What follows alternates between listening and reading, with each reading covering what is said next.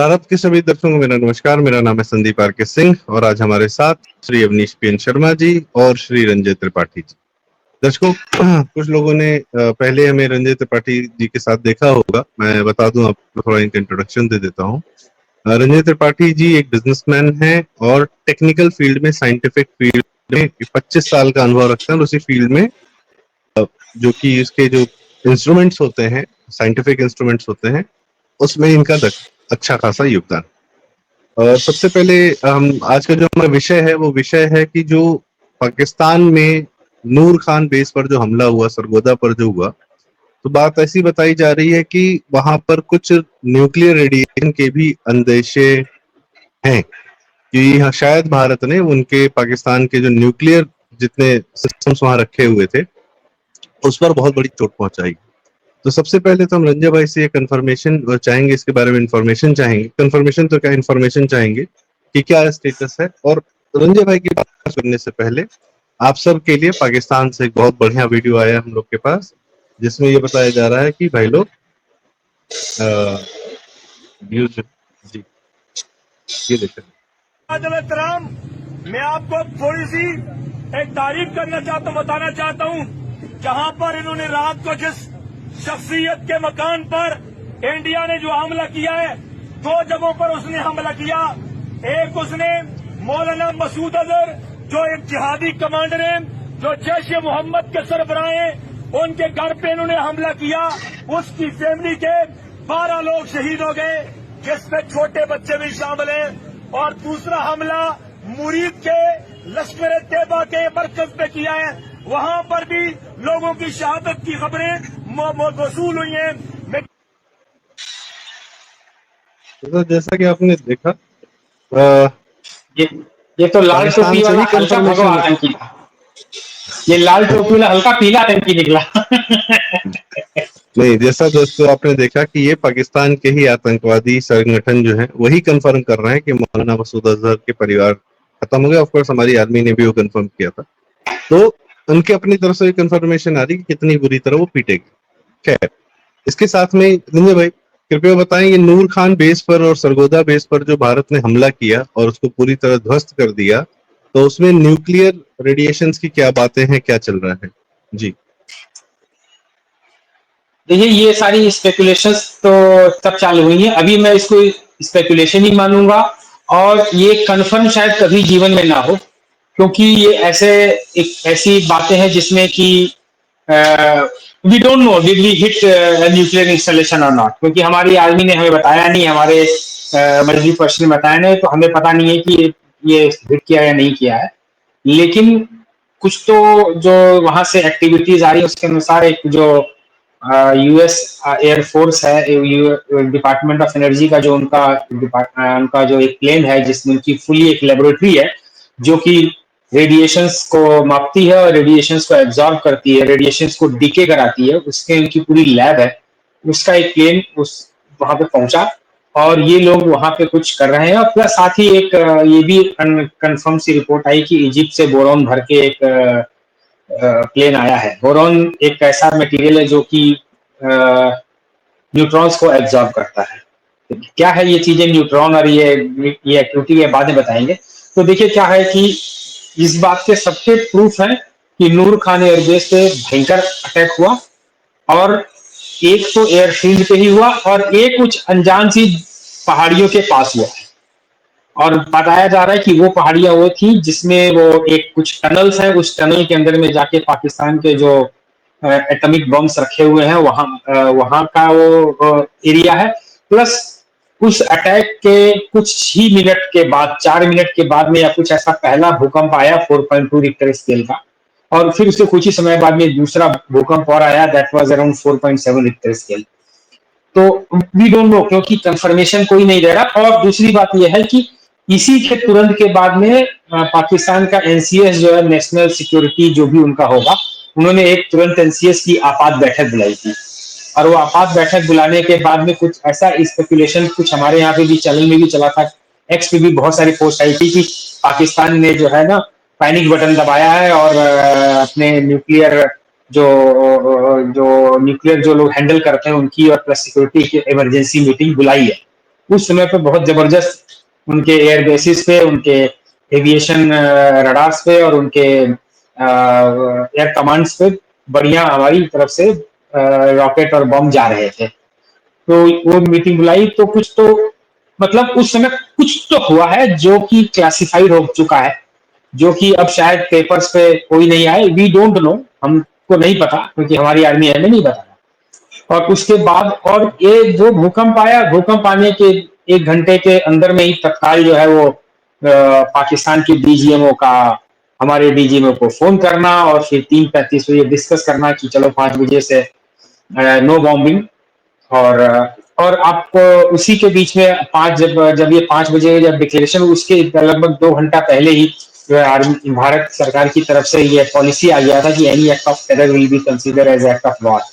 वो भी आया, फिर ये आया। और तो अब जो जगह जगह तमाम कई सारे ऐसे हैंडल्स हैं, टाइम्स अलजबरा है और कई सारे लोग हैं, बहुत सारे ऐसे ट्विटर हैंडल हैं, इवन कई तो फॉरेन के भी हैंडल्स हैं जो ये पोस्ट कर रहे हैं कि फ्लाइट रडार पे ये देखा गया है, इन दोनों प्लेनों को स्पेशली ऑब्जर्व किया गया है और ये दोनों पाकिस्तान इस्लामाबाद उतरे हैं और वहां से कुछ एक्टिविटी हो रही है। और दूसरी चीज है कि ये विदाउट शेड्यूल्ड, अनशेड्यूल्ड फ्लाइट्स थी और ये जो है फ्लाइट रडार पे जब आती हैं तो इनको क्लियर पाथ मिला है कि मतलब इनको कहीं पे कोई भी एक तरह से होता है कि अगर आप जा रहे हैं तो एटीसी, अगर आप अनशेड्यूल्ड फ्लाइट है तो एटीसी को पहले से बताना पड़ता है, बट अनशेड्यूल्ड फ्लाइट को सारे एटीसी को बता के इनको सीधा छोड़ा गया है तो ये आए हैं। तो एनीवे वहां पे क्या हुआ है क्या नहीं हुआ वो हमें नहीं मालूम, आपको नहीं मालूम, किसी को ऑफिशियली नहीं मालूम है, लेकिन जो अनऑफिशियल जो डिटेल जो बात चल रही है, एक्स पे तमाम पोस्ट चल रहे हैं और कई सारे ऐसे भी हैं एक्स हैंडल्स जो कि बहुत क्रेडिबल इंफॉर्मेशन देते रहे हैं पिछले कई वर्षों से, उन पे भी चल रहा है। तो वी डोंट नो, लेकिन अगर हम लोग मान के चलें इन स्पेकुलेशन को तो वहां पे 2 प्लेन्स हैं, एक US army, US energy department का जो यूएस आर्मी के फ्लाइट में लोग आए हैं, दूसरा एक इजिप्ट से प्लेन आया है जिसमें रेडियो एक्टिव मटेरियल्स को कंट्रोल करने के लिए मटेरियल के साथ में वो आया है। सो हम और दूसरी चीज ये जान लेना चाहिए कि ऑल्दो जितना भी ये न्यूक्लियर आर्सेनल पाकिस्तान का है वो है पाकिस्तान में, लेकिन उसकी सिक्योरिटी की और उसके ऑडिट का सबसे बड़ा जिम्मा जो है वो अमेरिका के पास है। जी तो ये काफी सही इंफॉर्मेशन आपने दी और मैं अवनीश सर के पास आना चाहूंगा। अवनीश सर, आपने लगातार नजर बनाए रखी है, कई सारे वीडियोस भी आपने किए, कई लोगों के साथ भी किए। ये जो घटनाक्रम चल रहा है हमारे दर्शकों के मतलब दर्शकों का काफी रिस्पॉन्स भी अच्छा रिस्पॉन्स मिला। मैं जानना चाहता हूँ अवनीश सर आपसे कि 2 चीजें तो तय है कि भारत को बहुत डिटेल्ड इंफॉर्मेशन थी कि कहाँ पर मारना है, कहाँ कैसे मारना है, कहाँ पे कौन सा आतंक छिपा हुआ है और इनकी क्या एयर बेसेस हैं, क्या यह उम्मीद की जा सकती है कि भारत का जो इंटेलिजेंस था उसको यह भी पता हो कि इनके न्यूक्लियर इंस्टॉलेशंस कहाँ पर है और वहां पर एक दरवाजे पर जैसे एक जो एग्जैक्ट फ्रंट पर जो धमाका किया गया, इट वाज नहीं कि वी नो कि आपके पास क्या है कहाँ है और हम उसको ध्वस्त कर सकते हैं। और इस बार क्या ये जो पाकिस्तान की धमकी हुआ करती थी न्यूक्लियर मार देंगे, वो धमकी को सदैव के लिए समाप्त कर दिया गया? अवनीश सर। जी धन्यवाद। देखिए, कुछ बात शुरू करने से पहले मैं वीडियो से ही शुरू कर देता हूं। और मजे की बात यह है कि देखिए, हम जितने भी कंटेंट क्रिएटर्स हैं या जो लोग भी इस पे बात कर रहे हैं, हमारे पास आधार क्या होना चाहिए? हमारे पास आधार सोशल मीडिया नहीं। सोशल मीडिया पाकिस्तान के लिए आधार है। आपको याद होगा रक्षा मंत्री ने कहा था कि हमने फलाने कर दिया, सामने वाले ने पूछा प्रमाण क्या है, बोले सोशल मीडिया देख लीजिए। तो ना कोई व्हाट्सएप ग्रुप, ना कोई सोशल मीडिया, ना कोई एक्स हैंडल, ये आज के समय में कोई प्रामाणिक नहीं है। अब प्रामाणिक क्या है? प्रामाणिक 2 ही चीज है, जिसकी जमीन खोदी गई है, अगर वो करा है, वो चीखे, वो चिल्लाए और वहां से आए, यानी सलमा के घर से अगर मिठाई आए तो ये जेन्युइन ससुराल की मिठाई है आपकी, या तो फिर जो चौधरी हैं यानी जो बाप हैं वो अपनी जबान से जो बोले। तो बाप इस केस में कौन है? बाप को मैं हमेशा मानता हूं कि जो भारत की तरफ से आधिकारिक रूप से प्रेस ब्रीफिंग हो रही है हमारी मिलिट्री की साइड से, मैं उसे आधार मानूंगा पहले दिन से, चाहे वो कुरैशी और उनके साथ की लेडी ऑफिसर रही हो और उसके बाद तमाम। लेटेस्ट जो हमारे पास हुआ है वो कल का अपडेट है, आज अभी तक कोई ऑफिशियल अपडेट नहीं आया है। तो मेरी जो पिछला आधार है कोई भी बात करने का, वो है जो हमारे 4 वर्दीधारी कल बैठे और जिस तरीके से उन्होंने जो ब्रीफिंग की और उसमें उन्होंने फोटो दिखाया, और फोटो भी क्या शानदार तरीके से दिखाया, बिफोर और आफ्टर। हम सबने देखा, पूरी दुनिया ने देखा, पूरी दुनिया ने उसे डिकोड किया है कि फलाने चीज पहले क्या था, फलाने चीज अब क्या थी। अब उसके बाद मैं आपको सलमा यानी आपके ससुराल, भारत के ससुराल से आई हुई मिठाई दिखाता हूं। पाकिस्तान से आया हुआ ये वीडियो जरा देखिए। ये वीडियो है उसी कनार हिल्स की, जिस कनार हिल्स की पहाड़ियों और सुरंगों में वो एटमी उनके स्टोरेज की बात कही जा रही है, और उसके ठीक बगल में रिहायशी जगह है। अभी दर्शक देखेंगे और साथ में वो कमेंट्री भी सुनिएगा। मैं चाहूंगा आप दोनों म्यूट कर लीजिएगा जब ये वीडियो चलेगा। वो बंदा पंजाबी में बता भी रहा है, मिसाइलों की संख्या बता रहा है, मिसाइल कहाँ गिरी है वो बता रहा है। और मजे की बात यह है कि उसका भारतीय सेना और हमारी तकनीक पर भरोसा देखिए। वो बड़े मजे से कमेंट्री करता हुआ छत पर खड़े होकर वीडियो बना रहा है, क्योंकि उसको पता है कि इंडिया के मिसाइलों का निशाना अचूक है, वो गलत जगह नहीं गिरेगी, यानी मेरे छत पर नहीं गिरेगी, उसको वहीं गिरना है जहां उसको इंडियन गिराएंगे। तो जरा ये वीडियो देखें दर्शक आप सभी। ये किराना पहाड़ी ਦੇ ਵਿੱਚ ਅਟੈਕ ਹੋ ਗਿਆ, ਮਿਜ਼ਾਈਲ ਅਟੈਕ ਹੋਇਆ, ਉਹ ਦੂਜਾ ਇੱਕ ਹੋਰ ਅਟੈਕ ਹੋ ਗਿਆ, ਮੁਸਲਸਲ ਅਟੈਕ ਹੋ ਰਹੇ ਕਿਰਾਨਾ ਪਹਾੜੀ ਤੋਂ।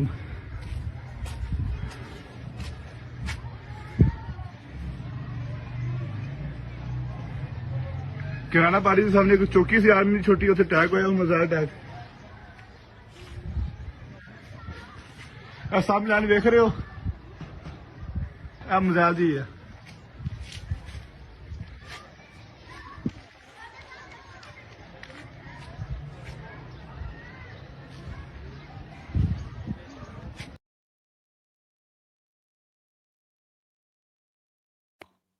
ये वीडियो रंजन जी, संदीप जी, उसी हिल्स की है। उस हिल्स के बगल की बिल्कुल तलहटी में वो आबादी है।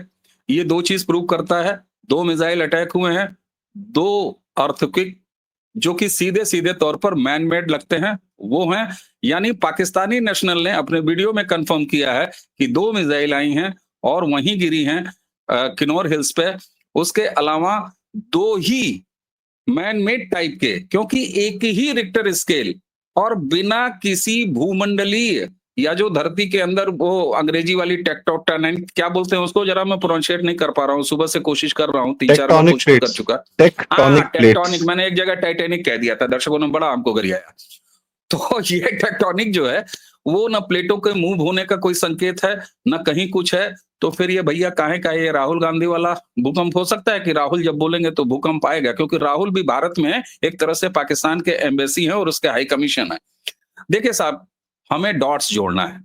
मैं इस तरह के आए हुए साक्ष्य और दूसरा हमारे यहाँ की प्रेस ब्रीफिंग, जिस तरीके से एयरपोर्ट्स, नंबर ऑफ एयरपोर्ट्स का हवाला दे दिया गया कि इतने एयरपोर्ट, एयरबेसेस हमने तबाह किए हैं। दूसरा, एटॉमिक के ठीक दरवाजे पर आप बम फोड़ के आ गए।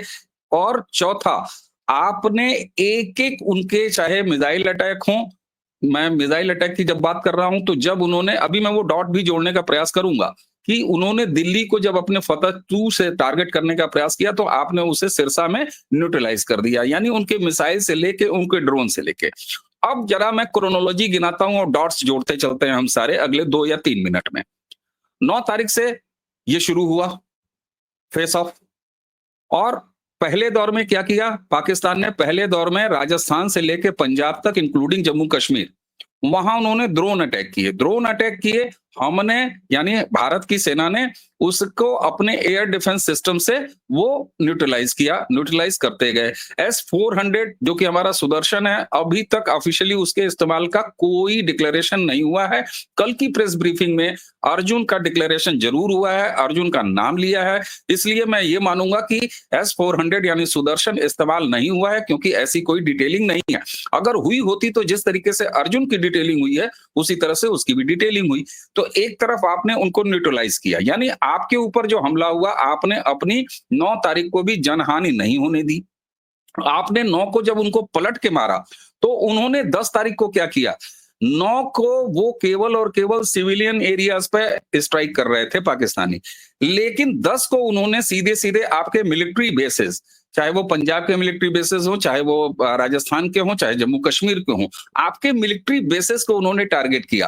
पहली बार ये था कि जब सिविल एरियाज को छोड़ के उन्होंने आपके मिलिट्री बेसिस पे ट्राई किया, और उसके जवाब में फिर आपने मिलिट्री बेसिस ट्राई किया। एक तरफ जब उन्होंने आपके मिलिट्री बेसिस को ट्राई किया तो आपने उसको न्यूट्रलाइज कर दिया अपने एयर डिफेंस सिस्टम से, लेकिन जब उसके जवाब में आपने उनके मिलिट्री एयर बेसिस को ट्राई किया तो आपको कल प्रेस ब्रीफिंग के हिसाब से हासिल क्या हुआ, आपने उनको 1 दर्जन एयरपोर्ट उड़ाए, एयरबेस उड़ाए। एयरबेस उड़ाने के तरीके को आप देखिए साहब, आपने उनके रेडार सिस्टम को ध्वस्त किया, आपने उनके हैंगर्स पे बमिंग की है, और आपने उनके रनवे पर बमिंग की है। ये क्या बताता है कि सबसे पहले तुम्हारा रडर, यानी हम अगर कार्रवाई करेंगे तो इंटरसेप्शन की काबिलियत तुम्हारी खत्म।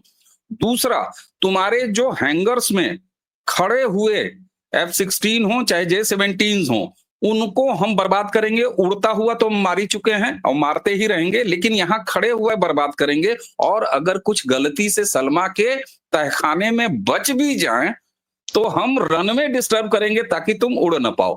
इसका मतलब यह है कि 12 के 12 एयर पोर्टों को, एयर बेसेस को इन्होंने डिस्टर्ब किया।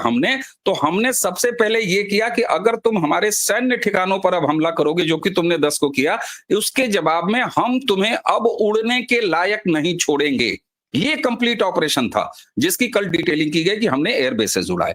अब उसके बाद बचता क्या है, तुम्हारा पाव किलो का, जो आपने कहा एटम चला देंगे, एटम चला देंगे। आपने उस एटम के गोदाम के ठीक बाहर जो रामू चाचा की चाय की दुकान होती है उस पर ले जाके ये 2 मिसाइलें मारी हैं और भूकंप पैदा किया है। ये संकेत आपने दिया कि तुम्हें उड़ने लायक हम छोड़े नहीं, ये मान लिया उन्होंने कि उड़ने लायक तुमको छोड़ा नहीं। दूसरा, अब अगर तुम एटम चलाओगे तो वो भी हमारे जद में है, और अगर ये हमारे जद में है तो हमारी इंटेलिजेंस प्रूव्ड है।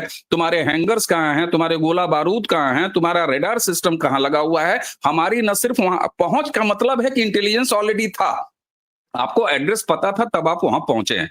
तो ये जो डॉट्स जोड़ने के बाद हम जब देखते हैं तो ये बिल्कुल क्लियर हो जाता है कि मामला पूरी तरीके से एटम वो युद्ध को न्यूट्रलाइज करने तक पहुंच गया था। और एक चीज यहां पर दर्शकों को ध्यान देने की जरूरत है, अटल बिहारी वाजपेयी जी के समय पे हम जवाब में चलाएंगे, लेकिन राजनाथ जी तक आते आते, यानी नरेंद्र मोदी सरकार तक आते आते, आपका एटम मामलों का जो नीति है वो बदल गई थी। फर्स्ट यूज की नीति आ चुकी है। इसका मतलब यह है कि हमें जहां पता लगा कि तुमने एटमी हरकत करने की कोशिश की, तो इससे पहले कि तुम करो हम तुमको खत्म करेंगे। अटल जी वाली नीति, युद्ध नीति, अब यहां परमाणु वाली बदली जा चुकी है। तो उसके बाद रंजय भाई ने जैसे बताया किसने किससे बात किया, कैसे क्या किया, ये साफ तौर पर दिखाई देता है, क्योंकि वही यूएस जो कह रहा था कि हमारा कोई लेना देना नहीं है, वो तुरंत आगे कूदा। और एक चीज और भी है, यहां भारत ने एक जिम्मेदार राष्ट्र के रूप में परमाणु हथियारों के क्या खतरे हैं, और परमाणु हथियारों के बारे में एक चीज और दर्शकों को बता दूं मैं, कि जब भी 2 परमाणु हथियार से संपन्न देश, अगर ये ट्रीटी में है, ये इंटरनेशनल ट्रीटी का हिस्सा है कि जितने भी परमाणु हथियार संपन्न देश हैं, अगर उनमें से कोई एक भी किसी दूसरे के खिलाफ परमाणु युद्ध का, यानी परमाणु हथियार का इस्तेमाल करने का सोचता है, तो वो ट्रीटी है, मैंडेटरी है कि उसे किसी एक न्यूक्लियर स्टेट के साथ ये इंफॉर्मेशन साझा करनी होगी। और यहां महत्वपूर्ण बात यह है कि पाकिस्तान के इस ऑपरेशन सिंदूर के संदर्भ में भारत ने बड़े इजी तरीके से रशिया से शेयर करना शुरू कर दिया होता, लेकिन रशिया से नहीं किया। भारत ने अमेरिका से ये सारी इंफॉर्मेशन शेयर करनी शुरू की, और उसके बाद जो कुछ भी स्थिति हुई, अमेरिका को ये लगा कि साहब बिल्कुल, और ट्रंप इसीलिए मैदान में कूद गए। ट्रंप ने मैदान में कूदा। आप 5 मिनट का अंतर पाएंगे अगर आप ट्रंप के पोस्ट पर चले जाएं, जिसमें उन्होंने सीज फायर जैसे फर्जी शब्द का इस्तेमाल किया, जबकि सीज फायर कहीं नहीं हुआ है। तो उसके 5 मिनट के अंतर पर पाकिस्तान से पब्लिक पोस्ट आ गई, लेकिन भारत से तब तक नहीं आई थी। और भारत से जब आई भी है तो वो 3 शब्द जिसमें सीज फायर कहीं नहीं है, मैं फिर से रिपीट कर रहा हूं, 3 शब्द बार बार दोहराए गए जिसमें सीज फायर कहीं नहीं है। पहला शब्द क्या? म्यूचुअल अंडरस्टैंडिंग, ये हमारे विदेश मंत्रालय ने सबसे पहले कहा। रक्षा मंत्रालय का क्या शब्द है? रक्षा मंत्रालय का शब्द है वी आर ऑन पॉज, हम पॉज बटन पे हैं। और उससे सबसे ऊपर डिक्लेरेशन कि operation Sindoor is still going on. तो ये स्थिति है। आपने बहुत कुछ हासिल क्या किया है, आपने पूरी दुनिया को ये बता दिया, अमेरिका को संकेत दिया तुम्हारे F-16 गए भाड़ में, जो उड़ेंगे उनको भी गिरा देंगे, और ये एडमिट हुआ। ये एक जरा अंतरराष्ट्रीय संहिता की भी बात है, आचार संहिता नहीं, एक जरा सा होता ना प्रोटोकॉल या एक दूसरे का लिहाज करना, कि उन्होंने ये नहीं गिनाया हमने कि कितने F-16 गिराए हैं, कितने हमने 17 गिराए हैं। हाँ, हमने ये कहा कि तुम्हारे इतने गिरे हैं, तुम्हारे इतने गिरे हैं। और सुखोई को लेके जो बात चल रही है, राफेल को लेके जो बात चल रही है, देखिए साहब, उस समय हमारे यहां से क्या कहा गया, जब आप युद्ध लड़ते हैं तो आपको नुकसान भी होता है। अब वो कौन सा नुकसान है? और एक चीज मुझे मजाक बता दीजिए, हमारे सारे पायलट हमारे पास वापस चले आए, गरुड़ विमान से चले आए हैं। अगर कोई राफेल गिरा है तो राफेल गिर गया, और भाई साहब इजेक्ट किए हमारे पायलट तो ऐसे चल के चले आए दिव्य विमान से। इसका मतलब है कि हमारा विमान भी आया और हमारा पायलट भी आया। बहुत कुछ डिटेलिंग नहीं की जा सकती, इसलिए अभी तक की स्थिति यही है। और मैं प्रतीक्षा करूंगा कि जो डीजीएमओ लेवल की बैठक है उसमें भी, चूंकि फंडे बिल्कुल क्लियर हैं कि केवल पीओजेके पे बात होगी, 1-to-1 बात होगी, किसी सेकेंड 2.5, 3, 3.5 मोर्चे पर हम बात नहीं करेंगे, और सिंधु वाटर ट्रीटी पे हम कोई बात नहीं करेंगे। तो मुझे लगता है कि इसके बाद स्थितियां क्लियर होंगी, और मैं आगे कार्रवाई के लिए वो अभी इंतजार करूंगा कि अगर कोई प्रेस ब्रीफिंग आती है तो। जी। और काफी सही आपने बताया, जिस प्रकार से 11 बेसेस उड़ाए गए, नूर खान, रफीकी, मुरीद, सुकूर, सियालकोट, पशरूर, चुनियान, सरगोदा, स्कार्डू, भोलारी, जकोबाबाद, और सारे के सारे इनके रेडार्स। ठीक है, 3 जो सबसे मेन है, नूर खान है। नूर खान जो है वो रावलपिंडी के पास में है। रावलपिंडी जो है वो आर्मी का हेडक्वार्टर है, इस्लामाबाद में नहीं, आर्मी का हेडक्वार्टर रावलपिंडी में। तो आपने उनके आर्मी के हेडक्वार्टर के, जहाँ पे जनरल मुनीर सब बैठते हैं, उसके पास से आपने हिट मारा। सरगोदा जो है, जहां हम लोग शुरू से बात कर रहे थे कि सरगोदा के पास ही इनका पूरा न्यूक्लियर, देखिए न्यूक्लियर इंस्टॉलेशन होंगे, उसके पास में एयरबेस होगा, क्योंकि अगर उसको न्यूक्लियर मारना भी होगा तो ऑफ कोर्स वो अपने फाइटर जेट्स का इस्तेमाल कर सकते हैं, आर्सेनल को वो रखने के लिए, मिसाइल्स में भी करते हैं, तो दोनों तरीके से भी होता है। तीसरा जकोबाबाद, वहां पर F-16 है, वहां पे भी न्यूक्लियर स्टोरेज, जिन्होंने अपने बड़े डाइवर्सिफाई करके रखे थे, आपने हर जगह मारा। साथ में अब उनकी तरफ से एडमिट किया जा चुका है कि उनके 52 एयरफोर्स के लोग मारे गए हैं, जिसमें कुछ मेजर पायलट्स भी हैं, कुछ अधिकारी भी हैं। तो आपने उनके जहाज तो उड़ाए, मान लीजिए जहाज दोबारा आ जाएगा, पायलट कहाँ से लाओगे भाई? तो ये भी एक बात है जो हमारी तरफ से किया गया है। रंजय भाई, मैं इसमें बस एक और जानना चाहूंगा आपसे कि हम लोगों पर ये बात, ठीक है, डीजीएमओ के ही माध्यम से हमें सुनना है, पर पाकिस्तान झूठ भी बोल रहा है, वो सच बोल रहा है। आपको कैसे लगता है कि हमें इस प्रकार की कंफर्मेशन आएगी? क्योंकि अगर 4.4 मैग्नीट्यूड का रिक्टर स्केल पे आया है अर्थक्वेक, तो हमें किस प्रकार से जो है कंफर्मेशन कब तक मिल सकती है, या क्या जानकारी हम अपने किन सोर्सेज पर ध्यान दें कि वहां पर हमने उनके न्यूक्लियर उसको जो है ध्वस्त कर दिया है, या हमने काफी हद तक उनको नुकसान न्यूक्लियर आर्सेनल को पहुंचाया है? इसके लिए हमें आगे किन जानकारियों पर ध्यान देना पड़ेगा, लेकिन सोर्सेज पर, इंटरनेशनली, ट्विटर हैंडल से, किस पर हम थोड़ा सा फोकस करें? जी संजय भाई, आप म्यूट है सर, आप म्यूट है। हाँ, अभी जो बात हो रही थी कि जो ये लोग क्लेम कर रहे हैं कि राफेल गिराया है और ये गिराया है, और हमारे पायलट पूरे सुरक्षित घर पे आ गए हैं। सी, आर्मी और फ्रेंच आर्मी के लोगों का एक लैंग्वेज होता है बोलने का। हम और आप कोई भी इंग्लिश बोल लेते हैं, बट जो आर्मी जो इंग्लिश बोलती है, या आर्मी जो भाषा बोलती है, वो बहुत ही कैलकुलेटेड भाषा होती है। हमारे सारे पायलट सुरक्षित घर लौटाने का मतलब यह है कि हमने एयरफोर्स का यूज तो किया, लेकिन हमने किस प्लेन का यूज किया, क्या यूज किया, वो हम नहीं बताएंगे। सिंपल बात। दूसरी चीज है कि जी, ये भी सच है कि कुछ फ्रेंच लिखा हुआ कुछ चीजें पाकिस्तान में गिरी पाई गई है। जिसके ऊपर में फ्रेंच लिखा था। बट उसके लिए 100% आप श्योर रहे, सब लोग श्योर रहे कि वो रफाल से दागी हुई स्कैल्प मिसाइल थी। Those scalp missiles are having French writing, क्योंकि वो फ्रेंच है। जब मिसाइल जाके गिरेगी और वो उसका खोखा जब आपको मिलेगा तो उसके ऊपर में फ्रेंच लिखा ही मिलेगा। वो स्कैल्प मिसाइल्स डाली गई थी, उस स्कैल्प मिसाइल भाई मिसाइल लगेगी तो उसके डेब्रीज और पार्ट्स और लोहे के जो उसके जो रहेंगे वो मिलेंगे। उसके ऊपर में there are few things written in French. Scalp का जो फुल फॉर्म आप ओपन करेंगे वो भी फ्रेंच में लिख के आता है। उसको करने के बाद उन्होंने जो है ना वो चालू कर दिया, हमने राफेल मार गिराया, राफेल मार गिराया, राफेल मार गिराया। लेकिन अब उसके बाद क्या होता है कि जब उनसे पूछा गया कि राफेल का दिखाओ, तो न वो राफेल का कोई प्रूफ दिखा नहीं पा रहे। हमने तो कह दिया हमारे सारे पायलट सुरक्षित है। अब अगर आपने राफेल मार के गिराया, भाई हमने इतने एयरबेस मारे, हमारे पास सबूत रही before and after satellite image videos. अगर आपने राफेल मार के गिराया, सुखोई मार के गिराया, तो उसका सबूत दो। तो उनके पास कोई सबूत नहीं है।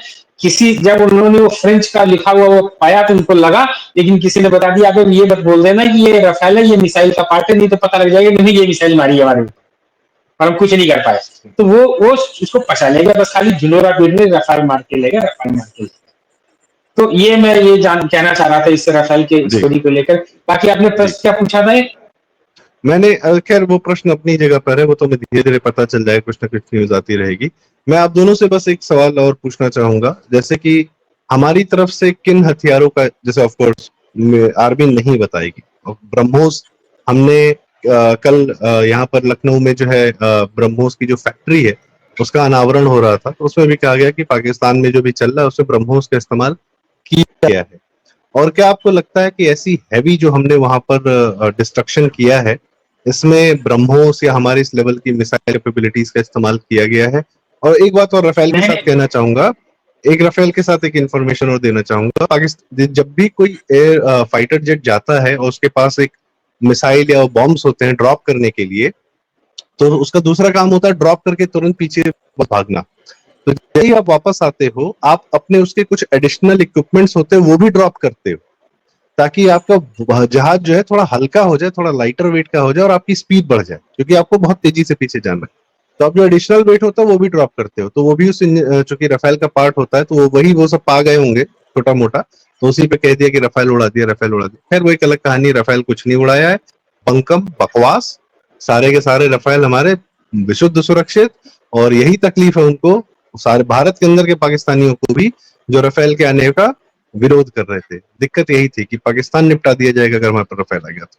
जी रंजय भाई, आप कुछ कह रहे हैं? फिर मैं आखिरी सवाल अग्निशर से पूछूंगा, फिर हम चर्चा हाँ, मैं ये कह रहा हूँ कि जो हम जो आप पूछ रहे थे कि क्या क्या यूज किया है, यहाँ से तो स्पेकुलेशन बहुत चल रही थी, S-400 यूज किया, ये किया, वो किया। और बीच में बहुत सारे पोस्ट ऐसी भी चल रही थी कि उनके छोटे मोटे जो ये आ रहे हैं ड्रोन्स और छोटे मोटे, उनको मारने के लिए 70,000 का ड्रोन मारने के लिए 70 करोड़ की मिसाइल का यूज कर रहे हैं। ऐसा कुछ नहीं है। कल आर्मी ने बड़े क्लियर किया है, कि हमारे जो बहुत सारे जो स्नाइपर्स हैं उन्होंने मार के उनके ड्रोन्स गिराए। We have never used S-400। हमारा देसी अर्जुन यूज किया है, देसी अर्जुन पूरी तरीके से देश में बना हुआ, और स्नाइपर्स ने मार के गिराए। डीजीएमओ की कल की प्रेस कॉन्फ्रेंस, उसमें जब एक पत्रकार साहब ने ऐसे ही, आपने कहा ना कि एक नैरेटिव, तो पत्रकार जी लोग नैरेटिव बनाता है ना, तो सामने से बैठा था, चाय कॉफी पीने के बाद उसने पूछा कि कितने मरे। जवाब क्या आया था? गिनना हमारा काम नहीं है, हम अपना काम कर रहे हैं। पदजुबानी क्या चल रही है, नैरेटिव क्या चल रही है, फेसबुक, इंस्टा, ट्विटर क्या बक रहा है, इसको डिफेंड करने के लिए हमारे पास समय नहीं। राष्ट्रवादी कंटेंट क्रिएटर्स को अपनी उपलब्धि बचानी है।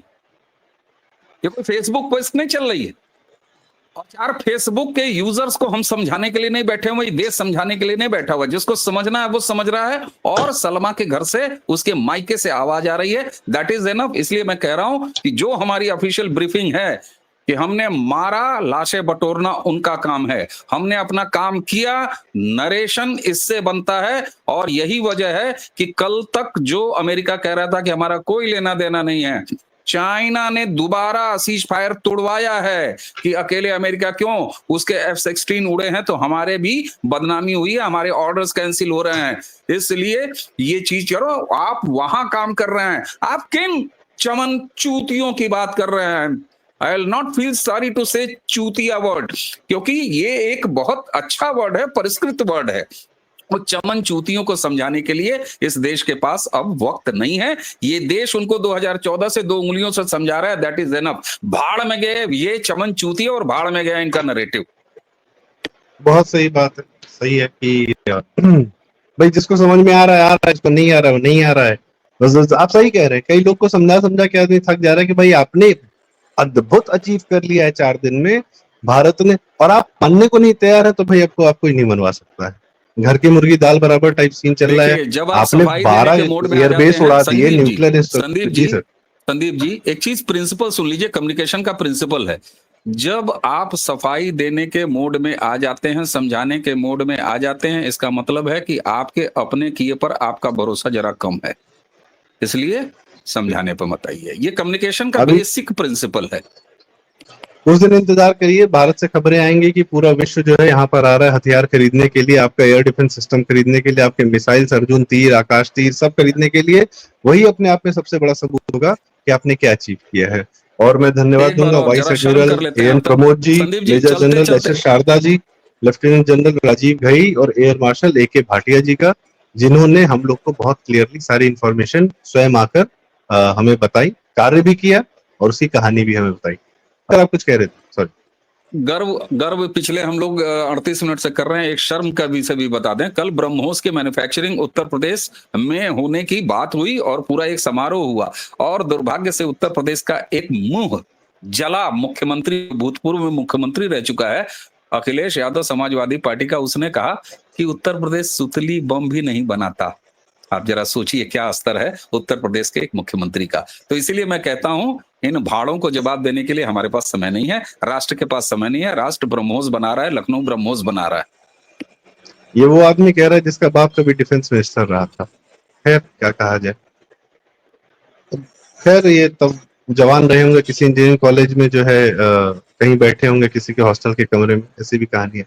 खैर आज की चर्चा का यही समापन करते हैं। दर्शकों, आपको हमारी जानकारी हमारे रंजय भाई ने जो साझा की है वो कैसी लगी, उसका आप हमें अपने कमेंट्स में अपनी राय जरूर बताएं। हमें जानकारियां सही लगी हो, जरूरी लगी हो, चर्चा सही लगी हो तो कृपया वीडियो लाइक करें, शेयर करें, चैनल जरूर सब्सक्राइब करें। प्रारब्ध, मैं दोनों लोग का धन्यवाद अदा करता हूँ। रंजय जी, अवनीश जी, बहुत बहुत धन्यवाद। नमस्कार, जय श्री राम, हर हर महादेव।